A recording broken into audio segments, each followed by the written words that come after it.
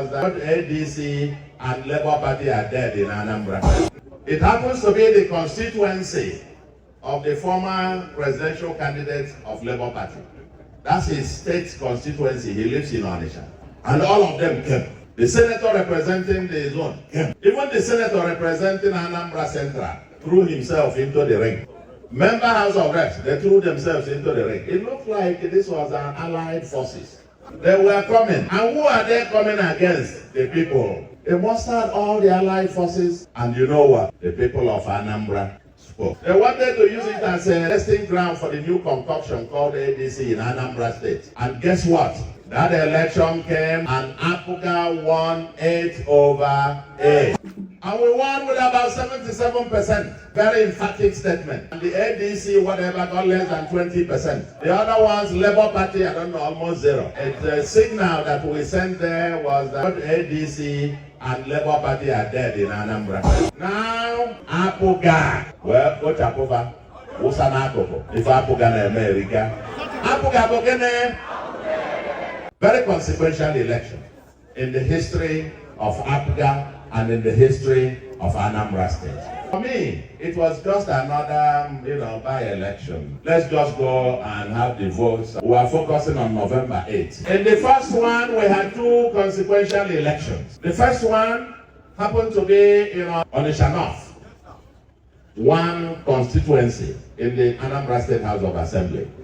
They made it almost like a war. Some religious fanatics put themselves onto the fray. Very despicable. Because at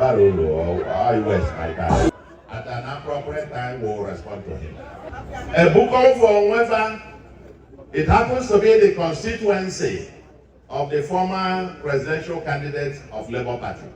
That's his state constituency. He lives in Onitsha. And all of them came. The senator representing the zone came. Even the senator representing Anambra Central threw himself into the ring. Member House of Reps, they threw themselves into the ring. It looked like this was an allied forces. They were coming. And who are they coming against? The people. They mustered all the allied forces. And you know what? The people of Anambra spoke. They wanted to use it as a testing ground for the new concoction called ADC in Anambra State. And guess what? That election came and Apuga won 8/8. And we won with about 77%. Very emphatic statement. And the ADC, whatever, got less than 20%. The other ones, Labour Party, I don't know, almost zero. The signal that we sent there was that ADC and Labour Party are dead in Anambra. Now, Apuga. Well, what's Apuga? What's an Apuga? If Apuga in America. Apuga, Bogene.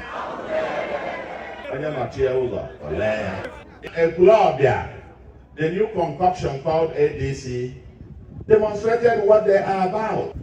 They already bribed the youth called polling agents, and they took the booklets and already completed ADC, and wanted to bring it in. Mana Apuga, is that how ADC is going to govern Nigeria? By fraudulently, by comprinting ballot papers before the election. Is that what ADC is about? ADC does not exist in Anambra. And we showed it yesterday in two major elections. They are not on ground. They have no support, even in their home, even in their polling unit. ADC, Association of what? I don't know what they are called. ADC, they had mere 2%. That's what they got. It says one thing, Labour Party is dead. And you know what is interesting as well? Apuga defeated the Labour Party governorship candidate in his ward, defeated the ADC Labour candidate in his ward, who defeated all of them. It was a tsunami. Once you allow the vote to count, Apuga will always win minimum 75%. Then the APC governorship candidate made the Senate by-election to become an issue. They said that it was the mock for November governorship election. Because he comes from the same senatorial zone as myself, from the South senatorial zone. For him, he needed to demonstrate that he is serious, because everybody knows that he's a serial loser. He has been contesting for elections in Anambra since 2003, has never won any. Every time he contested, he always came fourth, fifth, or sixth, or seventh. This time he said he was going to deploy everything to take it in order to prove to his sponsors that he is serious. In that election, for the first time in his entire political career, candidate of APC for the governorship election, an election. That election is supposed to be one where the people will vote and the votes will be counted. He knew that if the people are allowed to vote, they will never vote for him.